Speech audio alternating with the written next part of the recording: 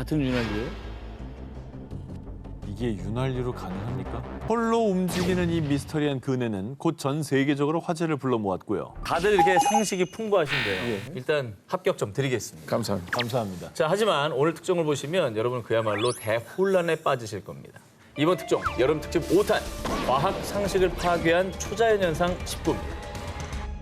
우리가 학교에서 배웠던 흔히 알고 있던 과학 상식과 완전히 상반되는 말 그대로 초자연 현상인데요.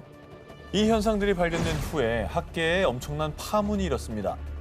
초자연 현상이 일어나는 원인은 여전히 설명 불가, 의문으로 남아 있습니다. 과연 초자연 현상에 숨겨진 진실은 무엇인지 함께 탐구해 보시죠. 과학 상식을 파괴한 초자연 현상 19, 10위를 공개합니다. 지폐에 새겨진 미스터리 모모. 지난 1월 미국의 한 경매 사이트에 $20 지폐 한 장이 올라왔습니다. 그런데 해당 $20 지폐는 4억 3천만 원에 낙찰됐습니다. What? 그러니까 약 2만 배의 가격에 낙찰된 겁니다. 한 $20 지폐면 2만 원짜리잖아요. 근데 4억이 넘는 가격에 팔렸다.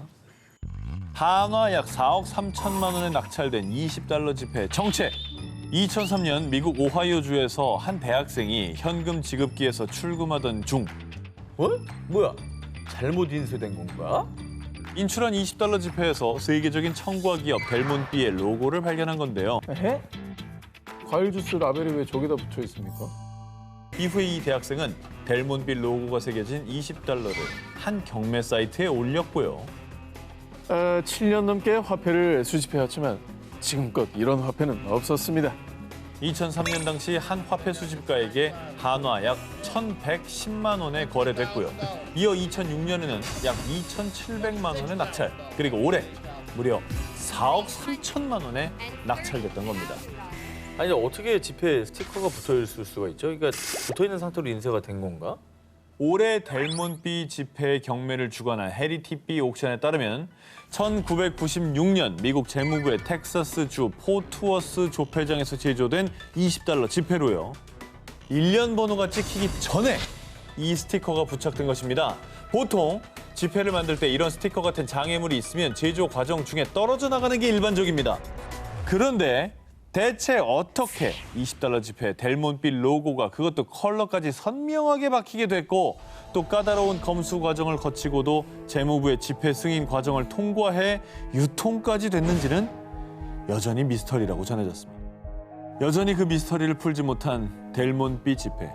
대체 로고 스티커는 어떻게 수많은 사람들의 눈과 기술을 피해 세상에 나오게 된 걸까요? 과학 상식을 파괴한 초자연 현상 19, 9위를 공개합니다. 강물을 집어삼킨 악마의 주전자. 이번에 소개해드릴 곳은요. 미국 미네소타주의 저지 매그니 주립공원에 위치한 불을강의 신비한 폭포, 일명 악마의 주전자입니다. 뭔데 이게? 도대체 왜 신비하다는 겁니까? 그러니까 상식적으로 여러분, 폭포에서 물이 이렇게 떨어져요. 그럼 어떻게 돼요? 사이즈. 쌓여서 고이고 아래로 흐르는 거 아닙니까? 근데요. 그런데 말입니다. 이 신비한 폭포는 좀 다릅니다. 보셨다시피 폭포는 두 갈래로 나눠져서 이 우측의 폭포는 아래로 떨어져서 강물에 이렇게 고인 다음에 유입이 되는데 다른 한쪽의 폭포는 절벽 아래 구멍으로 떨어진 뒤 어디로 갔는지 모습을 감추지 않아요. 네? 보십시오. 끊겨져 있습니다. 여기서 정말 더 미스테리한 건요. 그러네. 왼쪽 폭포 구멍에 탁구공이랑 나무를 던졌는데요. 다시 나타나지 않았어요. 폭포 물과 함께 사라진 거라고요. 아니 근데 저거는 저렇게 많은 물이 저게 뭐 누가 틀었다 끄는 것도 아니고 계속 지금도 흐르고 있을 텐데. 그럼 물이 다 어디 갑니까? 자, 그래서 폭포물을 집어삼킨 듯한 이곳은 일명 악마의 주전자라 불리며 과학자들도 풀지 못한 미스터리 스팟으로 유명세를 탔는데요. 자, 그런 가운데 미네소타 천연자원부에서 이 폭포를 조사, 2017년 흥미로운 결과를 내놓았습니다. 폭포 이전에 초당 123 입방피트의 물이 이동하고 폭포 아래 강에서는 121 입방피트의 물이 이동합니다.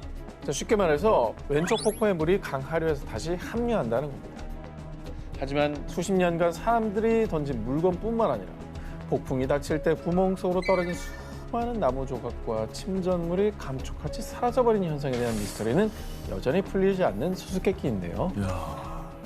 물건은 발견이 안 됐다 이거죠. 이 물은 함유가 됐지만 그러면 구멍 안에 뭔가 거대한 큰 동굴이 있어서 거기 아마 쌓여 있을 겁니다. 나도 그 생각을 했는데. 침전물이 쌓여 있는 거예요 지금. 근데- 나도 생각했는데 지금 폭풍이나 태풍 같은 거 올 때 나뭇가지들도 엄청 들어갔대잖아요. 그렇지. 그런 식으로 막혔으면 아예 저 구멍이 막혀서 더 이상 절로 물이 들어가지 않았겠죠.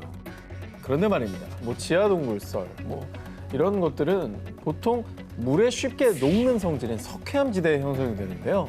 그런데 이 폭포가 있는 곳은 마그마가 지표면에서 빨리 식어서 생성되는 화산암 종류의 유문암 지대입니다. 물에 쉽게 녹지 않아 거대한 지하동굴이 형성되기 어렵습니다. 유문암은 안 녹아요. 아니 근데 도대체 그럼 그 물건들은 어디로 사라진 거예요? 걸려 있다니까 거기. 답답하네 정말. 턱에 걸려 있다니까. 내가 진짜 내 꺼내줘 탁구공 들어가서. 내 꺼내줄게 내가. 수중 너무 카메라 됐죠? 들고 들어가서 꺼내주면 될 거야. 탁구공이요 이러면 되는 거 아니에요? 자, 그럼 코로나19가 끝나면 제일 먼저 정 기자님 투입되는 거죠. 네. 사라진 물건들에 대해서는 소용돌이와 같은 충격으로 인해 부서진 게 아닐까 하는 추측이 있지만 정확히 밝혀지진 않았고요. 오랜 시간 쌓인 물건들이 잔해조차 발견되지 않은 건 이건 또 이해가 안 되는 거예요. 이상하죠. 게다가 왼쪽 구멍으로 흐른 폭포물이 강의 어느 지점에서 합류하는지 역시 밝혀내지 못했는데요. 자, 과연 물건들은 어디로 사라졌을까요? 신비한 구멍, 악마의 주전자는 정말로 초자연적인 힘을 가지고 있는 걸까요? 과학 상식을 파괴한 초자연 현상 19 8위 공개합니다.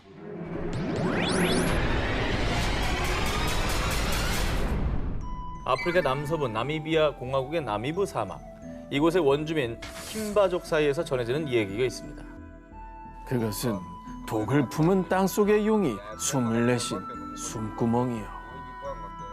마치 누가 컴퍼스로 그린 듯 지름 2m에서 15m에 이르는 수천 개의 원이 있는 나미부 사막의 페어리 서클입니다. 저게 이거 신기하다.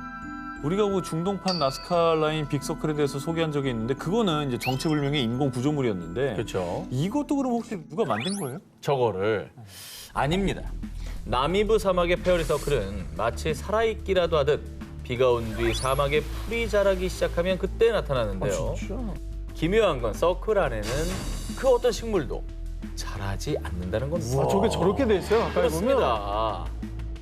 아니 저 서클은 그냥 누가 선 그어놓은 것 같이 돼 있네. 무슨 구조물이 있는 게 전혀 아니네요. 근데 저게 풀도 안 잔다는 거 너무 웃긴다. 자, 심지어 이 페어리 서클은 크기가 점차 커졌다가 다시 줄어들고 결국엔 사라져버리고 맙니다. 거기를 막 누가 뽑진 않았을 거야, 저 사막 한가운데. 페어리 서클이 생기는 이유가 도대체 뭐예요? 그러면? 자, 그동안 수많은 과학자들이 다양한 가설을 제기했는데요. 그중 유력한 첫 번째 가설, 바로 기후설입니다. 나미부 사막의 페어리 서클은 식물이 물을 얻기 위해 스스로 만든 패턴입니다. 2013년 남아공 케이프타운 대학의 마이클 크레이머 교수는요. 건조한 기후 속에서 부족한 물을 차지하기 위해 식물들이 치열한 경쟁을 벌인 결과 물을 공급받지 못한 식물이 시들어 죽고 사라진 것이라고 주장했습니다. 자, 근데 기후 때문이라고 하기엔 근거가 좀 부족한 게 네. 사막은 많거든요. 음흠. 그러니까 뭐 사하라 사막, 고비 사막 여러 사막들이 있는데 그렇지. 굳이 이 사막에서만 페어리 서클이 나타난다. 이거 믿기 어렵거든요. 자, 그래서 두 번째 가설을 보여드리겠습니다. 흰개미설.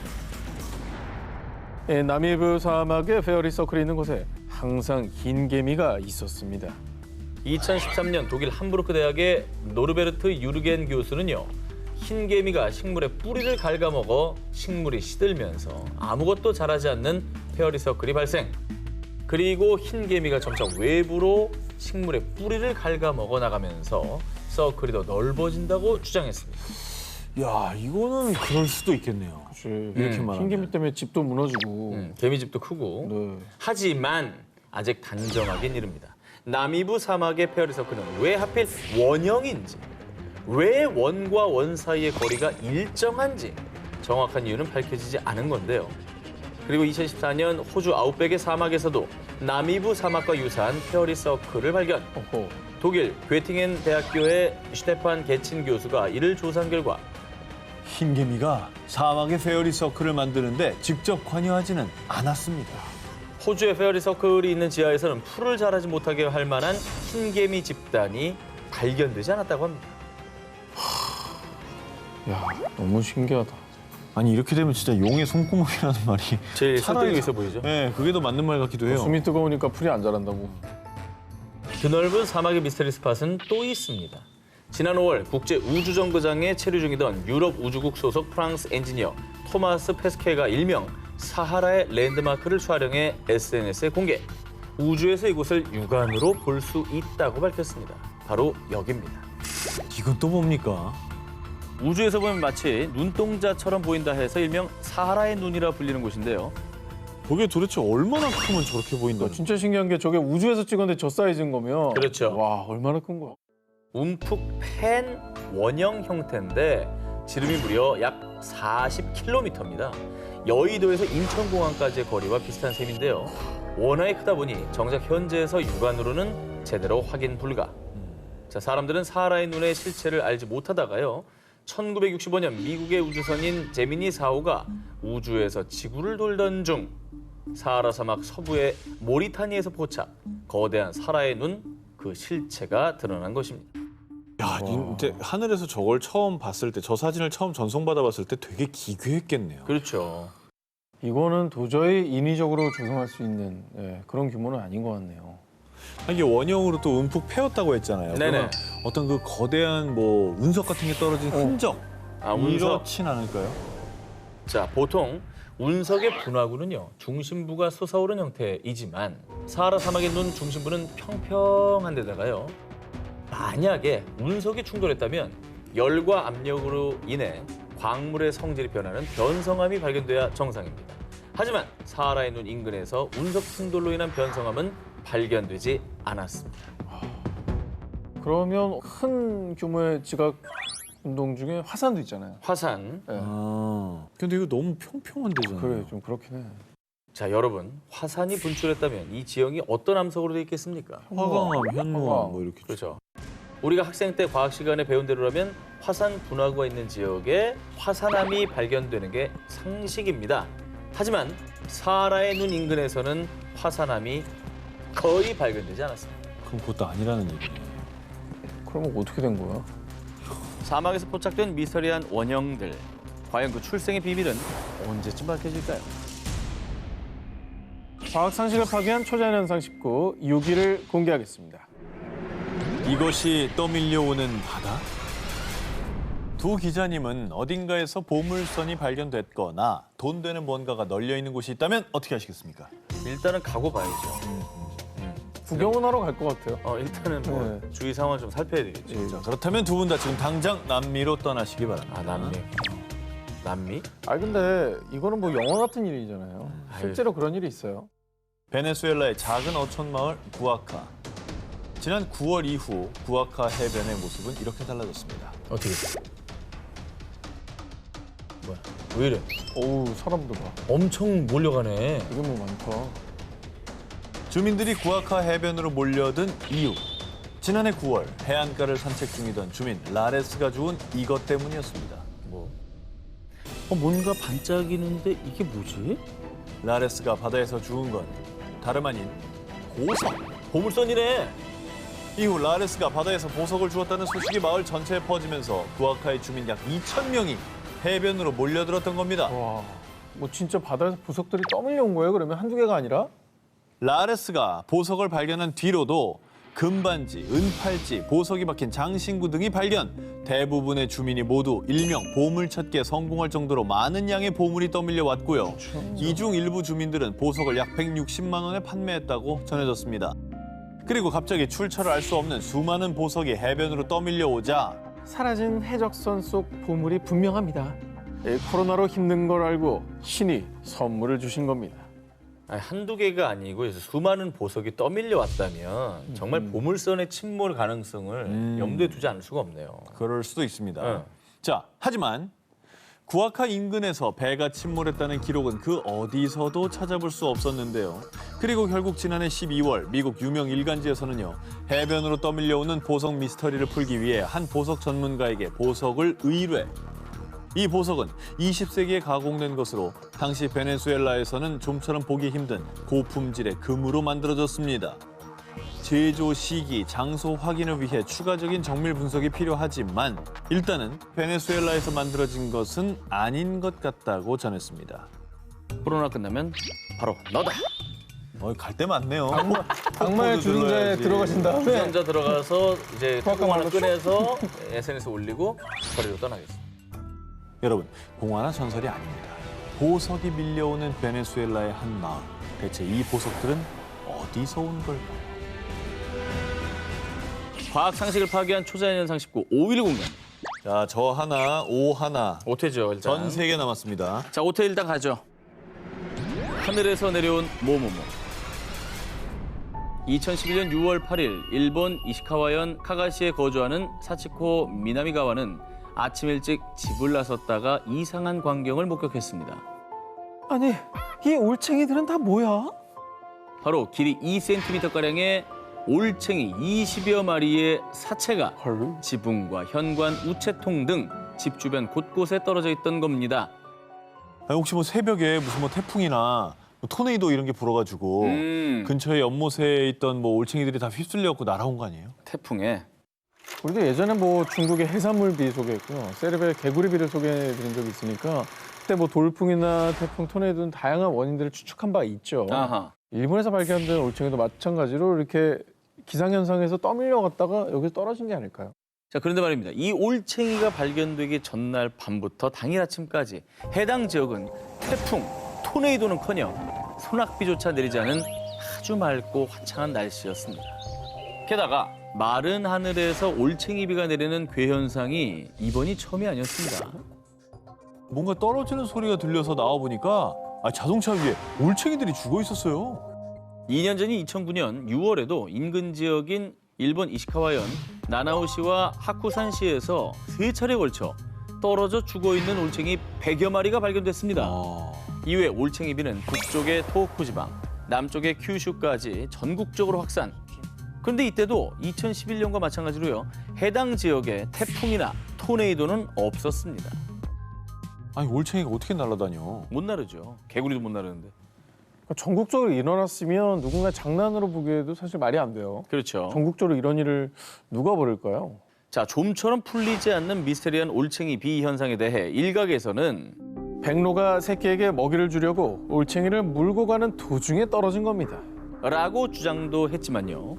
일본의 한 동물원 관계자는 수백 마리의 올챙이가 일제히 같은 장소에 떨어지는 것은 말도 안 되는 일이라며 반박했습니다. 그렇지, 백로가 한 100마리씩 물고 가는 것도 아닐 테니까. 백로 100마리가 하나당 한 마리씩 물고 간다 해도 그러다 쳐요. 새끼 주려고. 동시에 떨어뜨리진 않을 거 아니에요. 말이 안 되잖아요. 여전히 미스테리로 남아있는 일본에서 내린 올챙이 비. 대체 이 올챙이는 어쩌다 하늘에서 떨어지게 된 걸까요?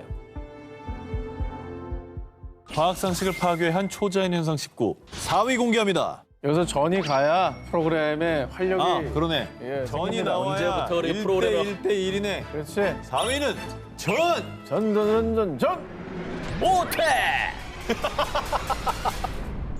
인도 우타라 칸드주의 히말라야 산맥 해발 약 5,000m에 위치한 루프쿤드 호수에는요. 눈이 녹은 여름에만 볼 수 있는 아주 미스터리한 풍경이 있습니다. 뼈예요? 진짜 뼈같이 생겼다. 뼈예요? 유골이에요? 루프쿤드 호수에 묻혀 있는 것은 무려 약 800구의 유골.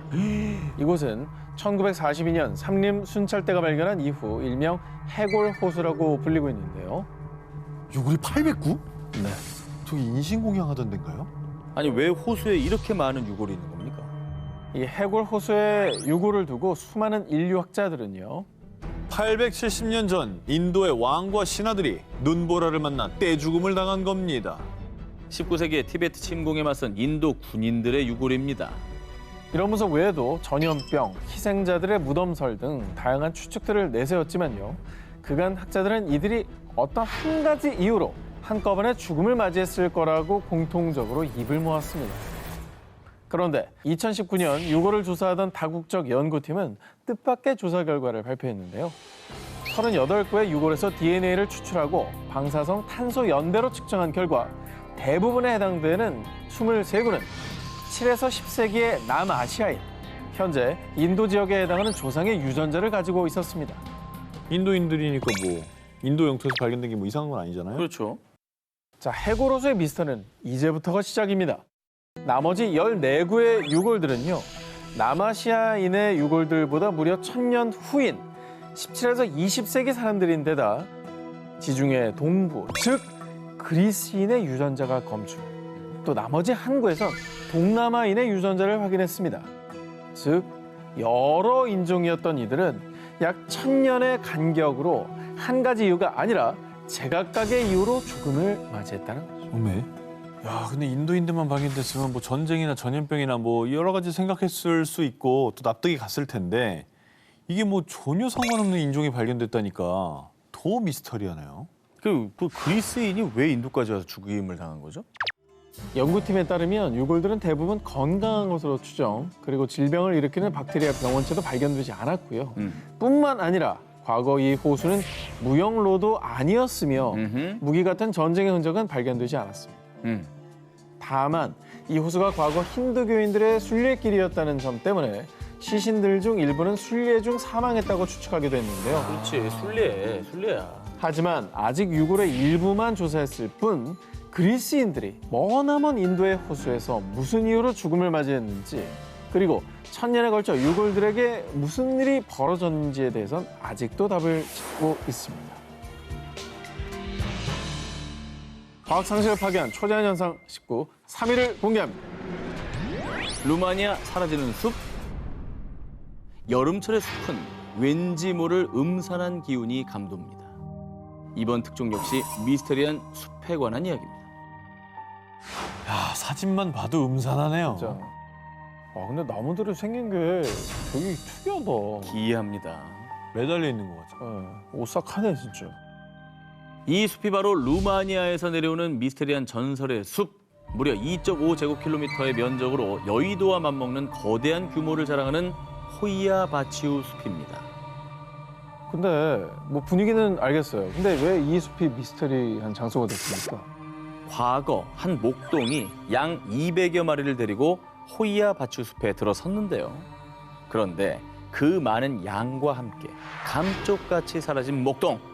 만약 누군가에게 습격을 당했거나 높은 곳에서 떨어져 실족사했다면 그 흔적이 발견돼야 되겠죠. 문제는 목동의 시신뿐 아니라 양이 무려 200여 마리나 사라졌는데도 불구하고 양의 사체가 단 한 마리도 발견되지 않았다고 합니다. 루마니아의 버뮤다 삼각지대네요. 그렇습니다. 네. 믿기 어려운 호이아 바치우 숲의 미스터리는 단순 전설에 국한되지 않습니다. 자, 이 나무들을 보시면요, 마치 무엇인가에 의해 C자 모양으로 구부러진 듯한 굉장히 특이한 모양입니다. 야, 어쩜 이렇게 다 똑같이 저렇게 돼 있어요? 너무 신기하죠? 누가 분재한 것처럼.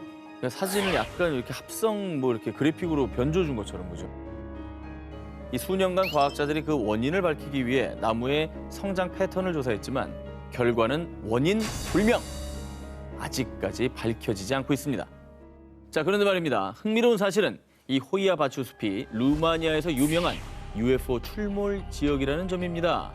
1968년 군사기술자인 에밀 바네아가 친구들과 함께 이 숲을 방문했다가 하늘에서 정체 모를 은색 원반을 발견. 당시 UFO 논란이 일며 수사관들이 조사에 나섰지만 당일 숲 주변에서 풍선이나 소형 비행선을 띄운 적은 없었다고 합니다. 뿐만 아니라 이 호이아 바치우 숲을 방문한 사람들은요. 이곳에 오면 왠지 속이 메스껍고 피부가 뜨거워지는 느낌이 들어요. 아, 숲에서 비명 소리 같은 게 들리고요. 유령도 봤다고요. 호이아 바치우 숲에서 원인 모를 고통을 호소 혹은 유령 목격담이 속출했는데요. 하지만 이 역시 정확한 원인이 밝혀지지 않은 채 미스터리로 남아 있습니다. 과학 상식을 파괴한 초자연 현상 19, 1위 후보 헤드라인 아하. 공개해 주시죠. 좋습니다.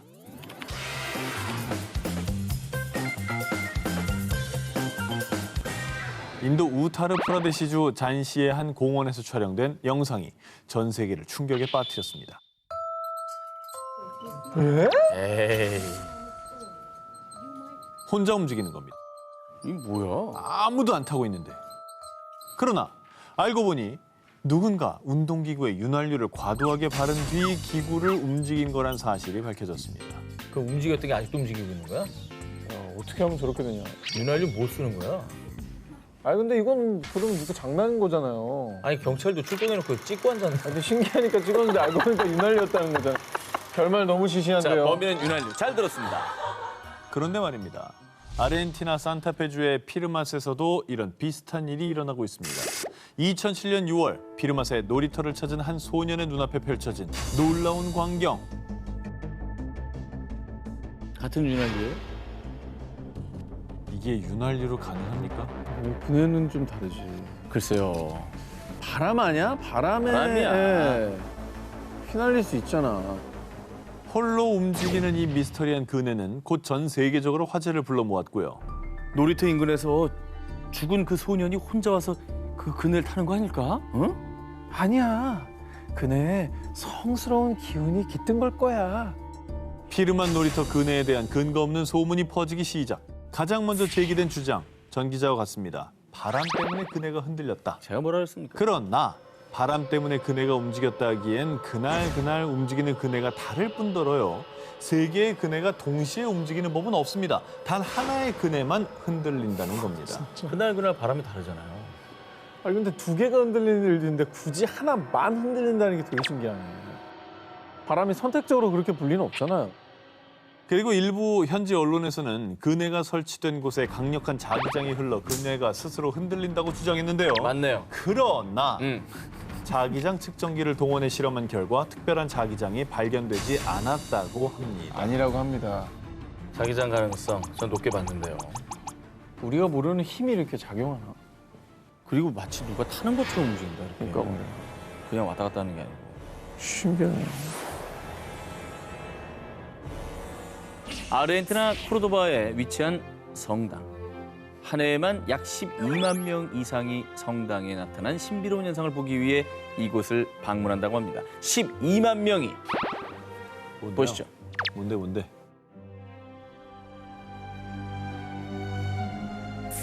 자 어떻습니까? 뭐였어요? 뭐가 있었어요? 신비로운 현상이 나타나지 않습니까? 못 봤나 봐. 뭔 그걸 신비로운 모르셨어요? 현상이 있었어요? 사람들이 성당을 방문하는 이유는 오묘한 빛을 띤 특별한 성모상 때문입니다. 분명 성모상이 있었는데 없어졌어요. 분명히 존재했던 성모상의 형체가 가까이 다가서면 감쪽같이 사라지는 겁니다. 아, 그 얘기였구나. 멀리서 봤을 때 보였구나. 멀리선 보이죠. 가운데 초록색 바탕 말하는 거죠? 특수장치 3D? 인위적으로 구현한 게 아니라요. 성모상이 위치한 벽감엔 아무것도 존재하지 않았고요. 초자연적으로 성모상의 형상이 나타난 것입니다. 야, 이거 뭐냐? 신기하네. 1927년 성당이 건립됐을 당시 현재 성모상이 나타나는 벽감에는요. 성모상이 안치돼 있었습니다. 아, 원래 동상이 있었다고? 그렇죠. 아. 그런데 2011년 낡은 성모상을 복원하기 위해 벽감에서 빼냈지만요. 아니, 이럴 수가. 신이시여, 어찌 이런 일이. 성모 마리아가 강림하셨다. 한 사제가 텅 빈 벽감에서 빛나는 성모상을 발견. 그때부터 지금까지 계속 이유도 원인도 설명 불가한 초자연적인 현상이 발생하고 있고요. 수많은 신자들과 일반인들도 신비로운 성모상을 보기 위해 성당을 방문하고 있는데요. 그리고 카톨릭 수도회에서도 축복받은 성모 마리아의 현신은 지금까지도 합리적으로 설명이 불가합니다. 라며 이 성당에 나타난 성모상을 종교적인 초자연 현상으로 받아들이고 있습니다. 야, 이거 희한하다. 저기서 뭐 종교적으로 이렇다라고 말할 만한데 사실 그걸 빼고 과학적으로 봤을 때도 네네. 저게 무슨 뭐 원리나 이런 걸로는 설명이 안 될 것 같은데요. 그렇습니다. 성당에 나타난 기적의 성모상, 구원을 바라는 이들의 바람이 만든 기적일까요? 아니면 신도들의 믿음에 응답하는 신의 메시지일까요? 자, 오늘의 데스크 미스터리 콘텐츠 크리에이터 김원님을 영상으로 만나보겠습니다. 안녕하세요. 안녕하세요. 네, 안녕하세요. 자, 오늘 기사에 대한 총평을 부탁드리겠습니다. 우리가 이야기하는 과학 상식이라는 것은 2021년 현재까지 알 수 있는 정보라는 내용일 뿐 아직 해결하지 못한 초자연적 현상은 무궁무진하리라 믿습니다. 우리가 모르는 초자연적 현상을 살펴보며 무조건 아니다라는 부정보다 앞으로 알아갈 수 있는 미래의 과학이라고 생각해보면 어떨까 그렇게 생각했습니다. 자, 그렇다면 과연 오늘의 1위 기사는 무엇일지 발표해 주십시오. 1위는 존재하지만 존재하지 않는 기적입니다. 종교와 관련된 초자연적 현상은 누구에게나 신비로움과 의심을 느끼게 만듭니다. 특히 무언가 감추려고 한다면 그 의심은 더욱 커질 수밖에 없는데요. 하지만 이 현상은 어떠한 조작의 증거도 보이지 않는 상황에서 현재까지도 발생하고 있다는 증거가 있기에 1위로 선정했습니다. 오늘 프리한 데스크 김원님 고맙습니다. 고맙습니다. 아, 축하드립니다. 자, 왕별로 가야 돼요. 왕별인가? 과학으로 풀리지 않는 초자연 현상 19, 11위로 갑니다. 미국 초자연 포털 세도나 스타게이트. 볼텍스, 우리말로 소용돌이를 의미합니다. 그런데 서양에서는 또 다른 뜻으로도 쓰이기도 한다고 합니다. 바로 지구상에서 강력한 전자기파 에너지가 소용돌이처럼 휘몰아치는 특정 지점을 말한다고 합니다. 그런데 세계 각국의 초자연 전문가들에 따르면 이 특정 지점이 전 세계 통틀어 21곳이 있다고 하는데요. 그 중에서도 무려 4개의 볼텍스가 모여있는 곳이 미국 애리조나주에 위치한 산악지대 세도나. 이곳은 인구 10,000명이 조금 넘는 소도시지만 매년 무려 500만 명 이상의 관광객들이 소위 길을 받고자 마음의 평안을 위해 찾는 관광 명소라고 합니다. 신은 그랜드 캐니언을 만들었지만 정작 그는 세도나에 살고 있다. 이런 말이 있을 만큼 신비하고 영험한 기운을 준다는 세도나. 그런데 말입니다. 이 세도나 지역의 볼텍스가 외계인들과 통신하는 포털이라면 믿으시겠습니까? 그것도 무슨 포털이라고요? 이 온 우주의 강력한 기운이 땅 전체를 둘러싸고 있기 때문일까요? 이곳 원주민인 야바빠족은요. 세도나에는 차원을 넘나들 수 있는 포털이 있다라고 말했다고 합니다. 그래서일까요? 세도나 곳곳에서는 상식적으로는 이해할 수 없는 기묘한 이상현상들이 자주 일어나고 있습니다. 초자연 현상 연구가 빌 해밀턴 역시 그곳의 도깨비 이불은 현란한 광채를 내뿜었어요. 크기는 야구공에서 농구공 정도로 각기 달랐어요. 라며 계곡에서 미스터리한 현상을 목격. 정말 놀라운 건요. 2004년 1월 영국의 지구 미스터리 연구가 니콜라스 만이 세도나에서 스타게이트를 찾았다고 밝힌 점인데요. 길을 통해 자신의 과거를 엿볼 수 있다는 대성당 바위. 실제 비행장이 있는 언덕 에어포트 메사. 법관의 모자를 닮았다는 법원 바위. 그 외 문스 마운틴, 리 마운틴까지 이렇게 세도나에서 유난히 초자연적인 현상이 자주 목격되는 5개 지점을 연결하면 지도에서 정확히 별 모양의 펜타그램 도형이 형성된다는 것입니다. 아, 진짜 이렇다고? 설마. 정확히 그려봤습니다. 애리조나주에서 UFO가 가장 많이 목격된다는 미스터리 키스팟 세도나. 이곳은 정말 외계와 통하는 포털일까요? 그리고 스타게이트는 무엇을 의미하는 것일까요? 남양 특집 4탄 과학으로도 풀리지 않는 초자연상 19 10위 공개합니다.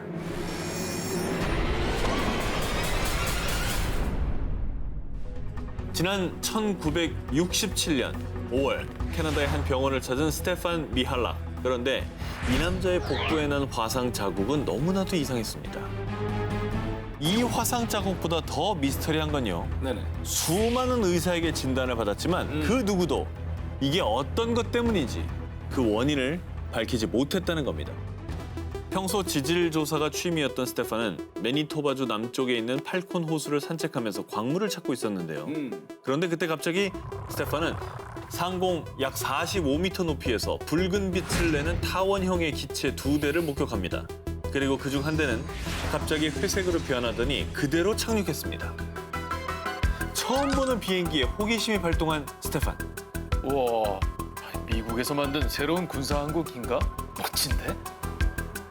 스테판은 너무나 신기해서 기체에 손을 슬쩍 댔는데 기체의 격자무늬 배기관에서 가스가 방출되면서 그대로 이륙. 바로 그때 배기관 가스를 정통으로 맞은 스테판은 뒤로 내팽개쳐졌고요. 복부 화상을 입은 거라고 합니다. 스테판이 목격한 기체를 그림으로 그린 겁니다. 딱 뭐 일반적인 비행 접시 모습이죠. 근데 뭐 저 정도는 우리도 그릴 수 있잖아요.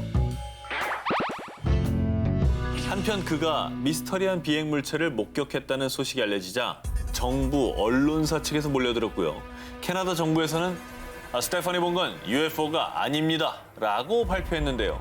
하지만 황당하게도 캐나다의 정부에선 스테판에게 그 사건 현장을 같이 가자고 제안했고요.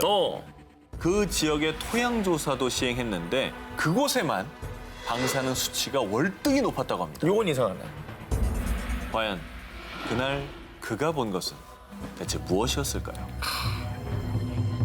자, 이번 특종은요. UFO를 쫓는 사람, 그리고 그가 밝혀낸 놀라운 이야기입니다. 30년 차 UFO 초자연 현상 조사가 척 주코프스키. 그는 UFO, 외계인 납치, 빅풋, 유령 사냥 등 다양한 초자연 현상을 조사하고 있는데요.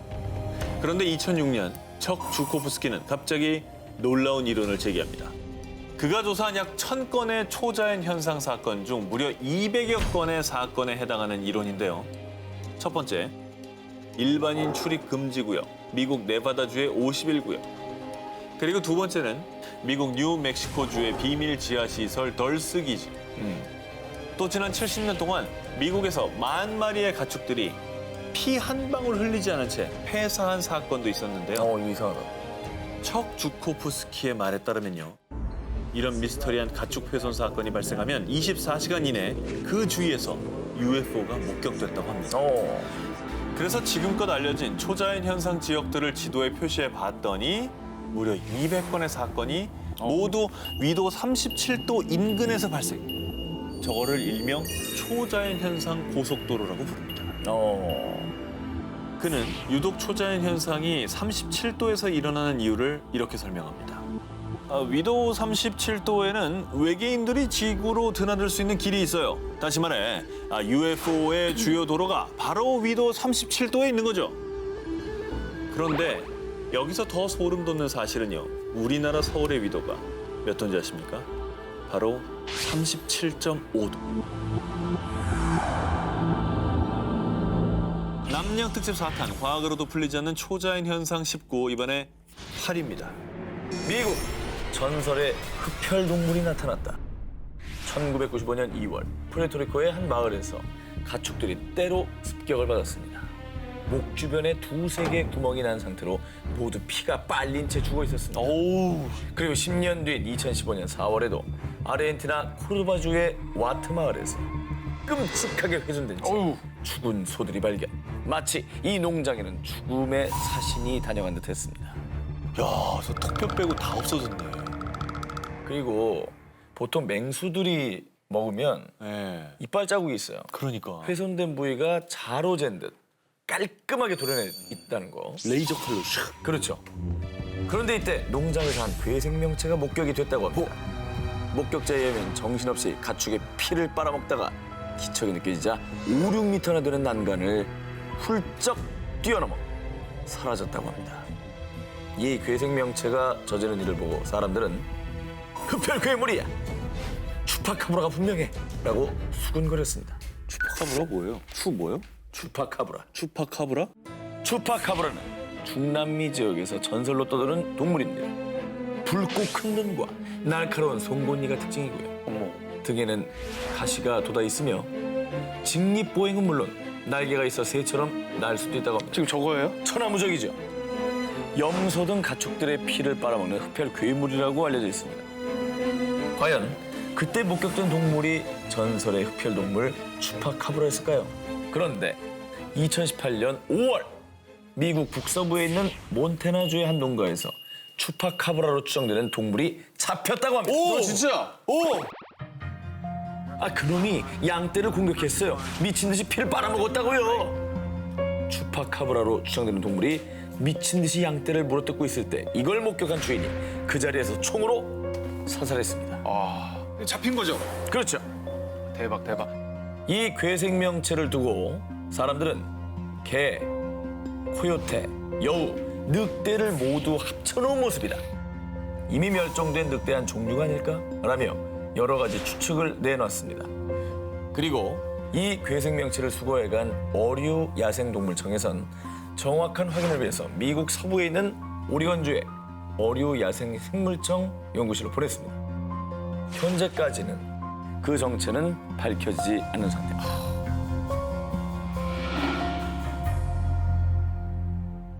남양 특집 4탄 과학으로 풀리지 않는 초자연 현상 19 7위 공개합니다.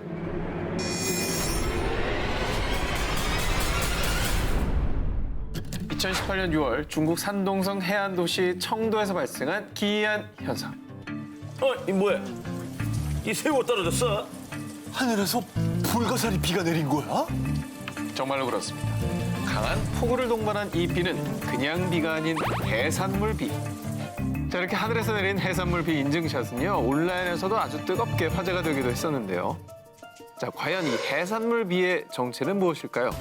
자, 중국 기상학 전문가들은 해산물 비를 보며 이런 추측을 제기했습니다. 첫 번째, 강력한 토네이도 때문이다. 그럴 것 같은데? 토네이도가 바다에서 물고기를 비롯한 해산물들을 이렇게 상승 기류로 끌어당겼고요. 이 상승 기류들이 약화됐을 때 해산물들이 육지로 떨어졌다는 겁니다. 근데 뭐 그렇게 강력한 토네이도가 아시아에도 있다고요? 자, 그런데 이 해산물 비가 내린 6월 13일경에는 기상학적으로 토네이도의 특성이 없었기 때문에 이 가설엔 오류가 있었다라고 볼 수 있고요. 너무하네요. 자, 두 번째, 강한 태풍의 영향 때문이다. 자, 바다에 강력한 강풍이 몰아칠 때 거센 파도가 밀려왔고 그때 바닷속 해산물들이 딸려 올라와 강풍에 실려왔을 거라는 추측인데요. 자, 그런데 말이죠. 당시 청도 지역도 천둥 번개를 동반한 폭우와 태풍이 있었고요. 그해 6월에 최대 풍속을 깬 시속 125.28km의 돌풍이 불었다고 합니다. 가능하네 그럼. 그런 거죠. 물리적으로 이제 가능한 상황인 거죠. 네네. 그런데 이 가설에도 약간의 이상한 점이 있는데 바닷속에 있는 해산물들이 육지로 날아왔다고 하기에는 양식 어종이 이 중에 섞여 있었던 겁니다. 게다가 해산물에는 모래나 암초들이 묻어있지 않고 깨끗했다고 하는데요. 뒤이어 전문가들은 태풍이 근처 해산물 시장으로 불면서 어패류와 조개 등을 공중에 날렸고 그것이 떨어졌을 것이다라는 의견도 제시를 했는데요. 오케이. 자, 과연 어떤 것도 정확하게 규명되진 않은 상황입니다. 자, 대체 이 해산물 비는 어디서 온 것일까요? 자, 다음 특종. 이것 역시 하늘에서 일어난 기이한 현상입니다. 세르비아의 수도 베오그라드 북서부에 있는 마을 오드자체에서 온 제보였는데요. 자, 2005년 세르비아의 한 언론사에 걸려온 전화. 여기 수천 마리의 개구리가 하늘에서 떨어지고 있어요! 개구리요? 개구리가 하늘에서 왜 얘 태풍이네 얘도. 자, 수천 마리의 살아있는 개구리들이 무려 10분 동안 오드자체 마을에 비처럼 내렸고요. 이 개구리들은 다른 지역으로 이동하지 않은 채 약 3, 4일을 버티다 말라 죽었다고 합니다. 그런데 이상한 점은요. 이 마을에서 본 적이 없는 개구리 종이었다는 건데요. 자, 전문가들에 따르면 이 개구리는 아예 세르비아에서도 보기 힘든 북아프리카에 서식하는 개구리 종이었다고 합니다. 그래서 사람들은 개구리 화물을 실은 비행기가 폭발한 게 아니냐. 그렇지. 이건 종말을 암시하는 거다. 종말의 징조다. 라는 다양한 추측들을 내놨는데요. 근데 저는 이상하게 개구리가 하늘에서 떨어졌는데 2, 3일이나 살아있었다는 게 더 신기한데요? 그러니까 너무 지나치게 높은 데서 떨어진 건 아니다라는 추측도 할 수 있는 거죠. 그렇죠. 예. 자, 그런데요. 사실 이 개구리 비 현상은 이번 사건이 처음이 아닙니다. 오, 진짜? 미국, 영국 등 전 세계 지역에서 아주 오래전부터 개구리 비에 관한 기록이 남아 있는데요. 그 이제 비가 오면은 개구리들도 밖으로 막 나오지 않습니까? 네. 얘네들이 태풍에 휩쓸려가지고 날아온 거죠. 근데 종류가 북아프리카에 있는 종류라며. 그래, 너무 그러면 많아요. 지중해를 다 넘어간 건데? 아, 진짜 이상하다. 별다른 왜 사건 이런 아니에요. 일이 생겼지? 참 뭐 여러 가지 추측이 나오고 있습니다. 자, 그런데요. 강력한 폭풍이 네네. 어떻게, 왜, 가능하다면 또 개구리만 들어올렸을까요? 자, 같은 종의 생물만, 그리고 또 이 종의 생물들을 한 지역에만 집중시킨 개구리비. 과연 이 개구리비의 정체는 무엇일까요? 자, 저희 남양 특집 4탄 과학으로도 풀리지 않는 초자연상 19를 하고 있지 않습니까? 이제 탑 5만 남겨놓고 있는데 이번 순위부터 저희 스페셜 데스크님과 함께 해보려고 하는데요. 자, 오늘의 데스크죠. 원종호 대표님 나오시기 바랍니다. 환영합니다. 시청자분들께 먼저 인사 좀 부탁드리겠습니다. 복잡 미묘한 과학을 친절하게 이야기하는 과학 토커 원종우입니다. 반갑습니다. 예. 과학 토라고 하시는구나. 그 구독자 수라 해야 되나요? 그 이렇게 청취자 청취자분들. 많을 땐 100만 다운로드. 100만. 네. 진짜 보통 과학계에서는 그래서 유재석이라고 불리고 있는데 극소수의 사람들끼리만 그렇게 얘기를 하고 있죠. 네. 저희의 특종에 대한 평가를 좀 전반적으로 해주신다면. 네, 중간 평가를 좀 내려주시죠. 오늘 들어보니까는 잘 알려진 얘기도 있지만 좀 참신한 얘기들 꽤 많았습니다. 그건 어때요? 뱀 올려놓는 거. 아, 그거 정말 과학적이에요. 뱀 치료. 그렇죠. 뱀 치료는 저는 그 플라시보 효과라고 생각을 하죠. 플라시보. 내가 정확히 얘기했죠? 그 단어를 쓰셨어요? 아니요. 아니요. 내가 여기 안 앉아있죠. 개구리만 간 건 어떻게 생각하세요? 그게 사실 신기하죠. 그러니까 유독 개구리만 간 게 신기하긴 한데 제 아무리 데스크라도 신기한 건 신기한 거예요. 다른 원종우 대표님께서 저희 5위 좀 소개해 주시기 바랍니다. 네, 남양 특집 4탄 과학으로도 풀리지 않는 초자연 현상 19 5위 공개해 주세요. 죽음의 계곡 원정대와 금속 물체. 2006년도에 러시아 야쿠티아 지역에서 전해 내려오는 미스터리한 금속 물체. 자, 그 물체를 찾아 나선 러시아의 초자연 현상 연구가이자 탐험가 이반 메케르와 원정대. 이들이 찾는 미스터리한 금속 물체를 본 목격자들의 증언은 매우 구체적이고 또 다양했습니다. 1936년 한 지질학자가 올구다크 강가에서 가마솥 모양의 큰 형체를 발견. 붉은색을 띤 이 매끄러운 금속의 반구는 두께가 약 2cm 정도였고요. 지름의 약 5분의 1 정도가 땅 속에 꽂혀 있었다고 합니다. 자, 그리고 1947년 지인들과 이곳을 찾았던 소년 미카엘 코레츠키는 금속 물체를 목격한 뒤 저는 그곳에서 7개의 큰 금속 물체를 봤습니다. 부리처럼 보였지만 정확하진 않아요. 더 이상한 점은요. 이 계곡에서 코레츠키 외에 5명이 밤을 보냈는데 그 이후에 한 친구는 심한 탈모를, 또 코레츠키의 머리 왼쪽에는 3개의 반점들이 생겼고 두통이 또 심했다고 합니다. 그런데 이들이 미스터리한 금속 물체를 봤다고 증언한 곳은 죽음의 계곡이라 불리는 곳인데요. 목격자도 또 증언도 많지만 정말 의문스럽게도 죽음의 계곡의 위치가 정확하게 남아있지 않았는데요. 그래서 이 미스터리를 풀려는 이반 메케르는 원정대를 꾸려 이 죽음의 계곡을 찾아 나선 겁니다. 그러던 중 괴이한 형태로 자란 식물들 주변에 있는 한 연못을 발견. 오늘은 여기서 묵고 내일 다시 찾아 나선다. 자, 그런데 그 다음날 앞이 보이지 않거나 또 숨이 잘 쉬어지지 않는 등 기이한 신체 이상을 느꼈다고 하는데요. 심지어는 두통과 오한으로 졸도하는 지경에까지 이르자 이반 메케르 원정대는 뗏목을 타고 그곳을 빠져나왔다고 합니다. 비록 미스터리한 금속 물체는 발견하지 못했지만 이들이 세상에 알린 건 죽음 계곡의 좌표. 올구다크 강에서 북동쪽으로 약 40에서 50km 떨어진 지점이라고 하는데요. 미스터리를 풀 수 있는 키가 되겠네요. 일단 좌표가 나온 거죠. 좌표가 나왔으니까. 다시 가서 봐도 되는 거 아니에요? 첨단 장비를 가지고. 그렇습니다. 과연 이 미스터리한 금속 물체의 베일은 벗겨질 수 있을까요? 좀 뭐라고 추측이 되시나요? 저기 갔다 왔다는 사람들 중에 탈모를 한가 갑자기 된다거나 탈모 네. 반점 이런 게 생기잖아요. 그런 얘기를 보면 이게 방사능 피폭의 느낌이 좀 있어요. 저도. 처음에 저게 밝혀진 게 1947년 뭐 이럴 때인데 네네. 그때가 소련이 마침 핵무기 개발을 한참 진행하고 있을 때입니다. 그렇죠. 1948년에 소련의 원자폭탄 실험 첫 실험이 성공을 하거든요. 그래서 어쩌면 핵 폐기물들이나 핵 실험 후에 남은 것들을 슬쩍 버렸던 것이 아닌가, 그것에 접근한 것이 아닌가라는 추론을 해볼 수 있죠. 자, 남양 특집 4탄 과학으로도 풀리지 않는 초자연 현상 19 이번에 4위입니다. 멕시코에서 발견된 마녀. 동화 속 상상에 존재했던 마녀가 실제로 존재한다면 믿으시겠습니까?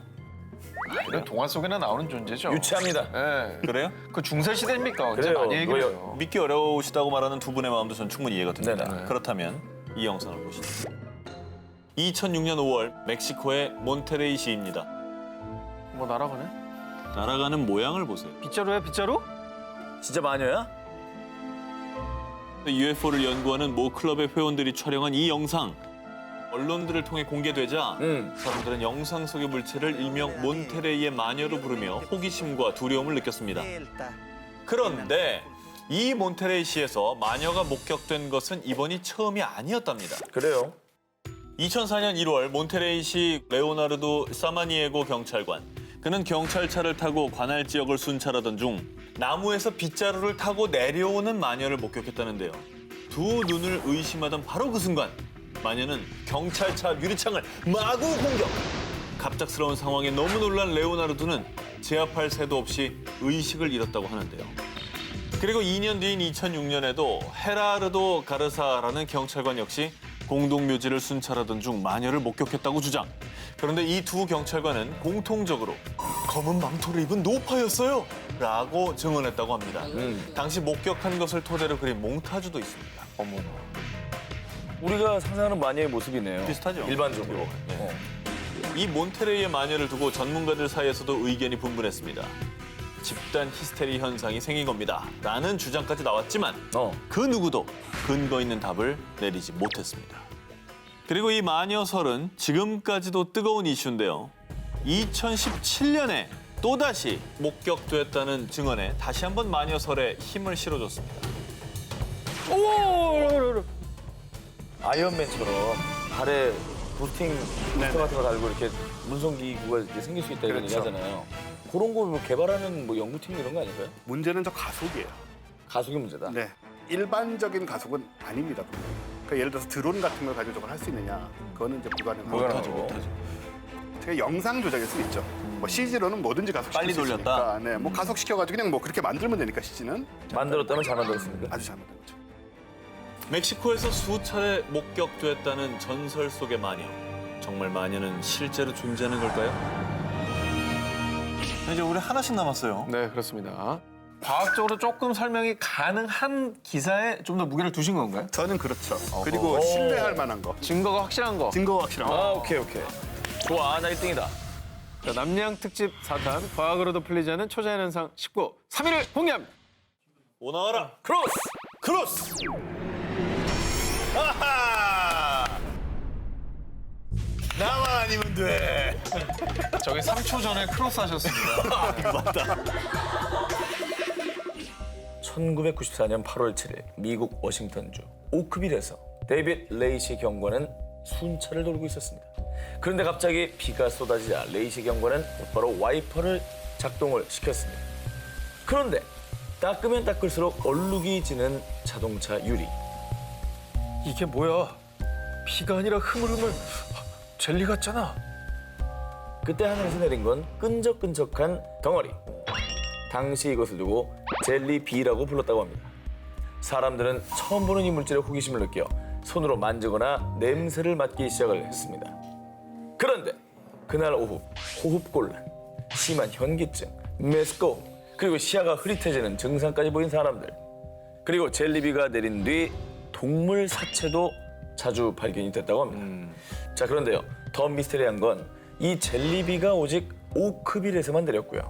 3주간 무려 총 6번의 젤리비가 내렸는데 그것도 밤에만 내렸다고 합니다. 와, 이거 진짜 수상하네요. 뭐 정체는 밝혀졌어요? 뭐예요 도대체? 계속 이 비가 내리자 마을 사람들은 이 물질을 채취해서 병원에 가져갔습니다.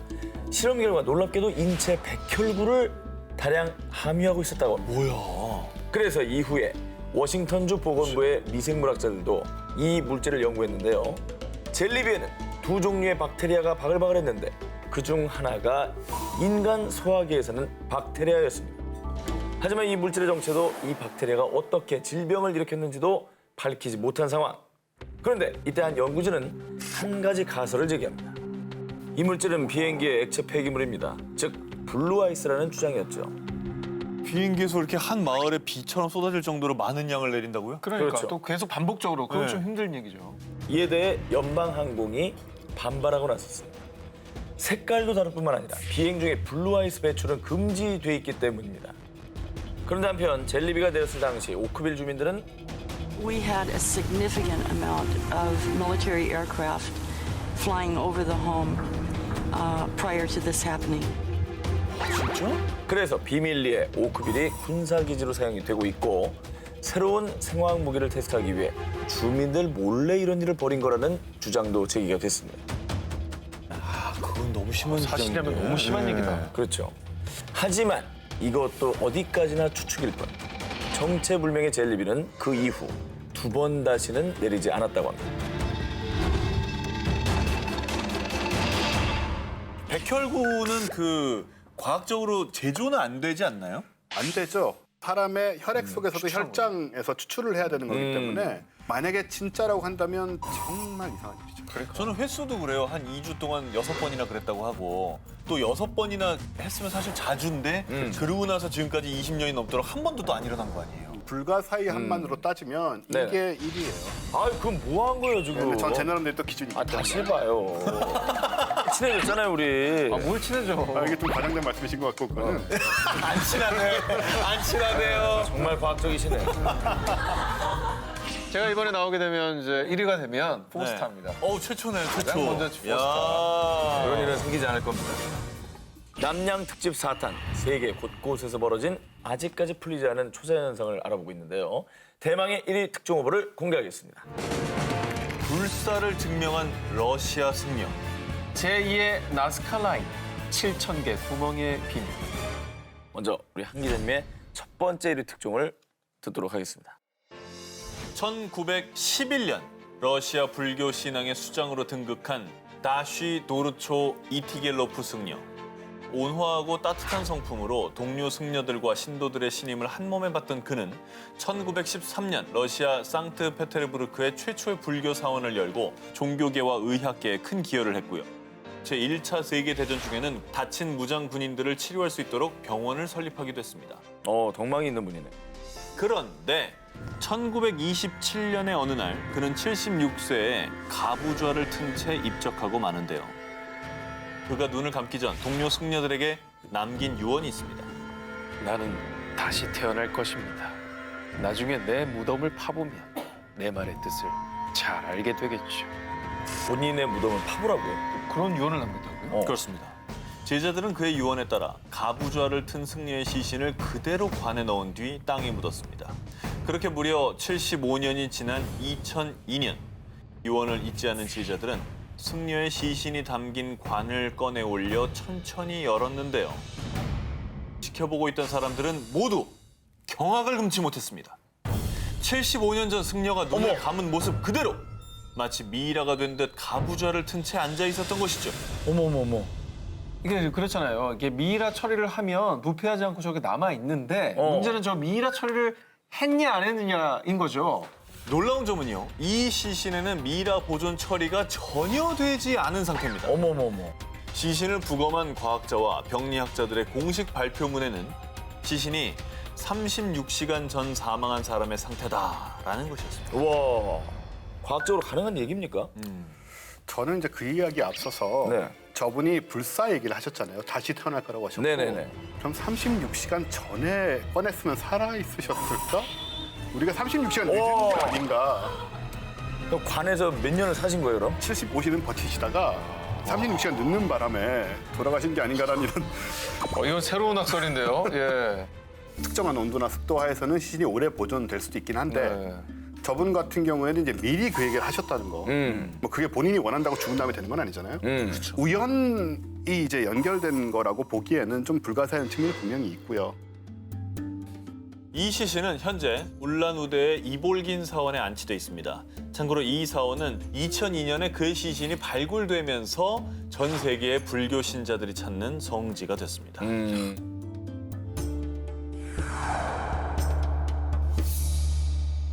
과학으로도 풀리지 않는 초자연 현상 19. 저 오 기자의 1위 후보 기사 공개하겠습니다.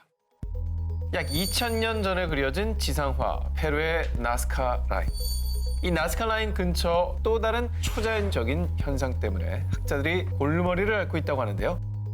이게 뭐예요? 동물들이 이동한 자국입니까? 1933년 처음 발견된 이 구멍들은 무려 약 7,000개 가까이 되는데요. 평균적으로 너비 약 1m, 깊이 약 1에서 2m 정도의 구멍들이 1,450m 정도 길이로 펼쳐져 있습니다. 자, 그런데 정말 미스터리한 건 이 대규모의 구멍들을 누가 어떤 이유로 왜 만든 것인지 현재까지도 밝혀지지 않은 채 학자들의 추측만이 난무하고 있다는데요. 일부 과학자들은 일관되고 또 정교하게 돌을 깎아 만들었다는 점, 그리고 약 5km 정도 떨어진 곳에 고대 문명의 흔적이 발견된 것을 근거로요, 사람이 의도적으로 만들었다고 잠정 결론을 내렸습니다. 자, 그래서요, 학자들은 7,000개 구멍의 미스터리를 풀기 위해 다양한 주장을 제기하기 시작했습니다. 자, 첫 번째로 1953년 고고학자 빅터 볼프강 폰 하겐은 사람들의 무덤이라고 추측했지만 구멍 안에서 사람의 유골이나 또 장신구 등 아무런 흔적이 발견되지 않자 결국 가설로만 그쳤고요. 그리고 1984년 이곳을 찾은 고고학자 존 히슬롭. 곡식을 보관했던 장소가 틀림없습니다 라고 주장을 했습니다. 하지만 다른 학자들은 굳이 이렇게 힘들게 구멍을 파내어 큰 저장소를 많이 짓지는 않았을 거라며 반박했습니다. 2015년도에는 UCLA 대학 연구팀이 고대 잉카 제국 시절 왕에게 바칠 곡물을 측정하기 위한 장소라고 주장했는데요. 하지만 그 또한 이 험난한 곳에 굳이 이걸 만들진 않았을 것이라는 반박에 부딪히고 말았습니다. 오래전에 어떤 원주민들이 살았던 터가 아닐까. 일리가 없습니다. 너무 잔인하셔서 이런 단호한 할 평가 말이 너무 없어. 좋습니다. 아까부터 좀 이렇게 좀 안 좋으셨잖아요. 그쵸? 예. 이쪽에 붙을까요, 저는? 야 데스크의 크로스는 처음. 미안해서 해준 거예요. 이임이니까. 아니는 뭐 결과는 일단 나오는 거니까. 네네. 기술적으로는 사실 저게 불가능한 건 아니잖아요. 굳이 하려고 하면 그럼요. 사람이 뭐 오랜 세월에 걸쳐서 저걸 도대체 왜 만들었느냐는 오히려 영원히 모를 수도 있습니다.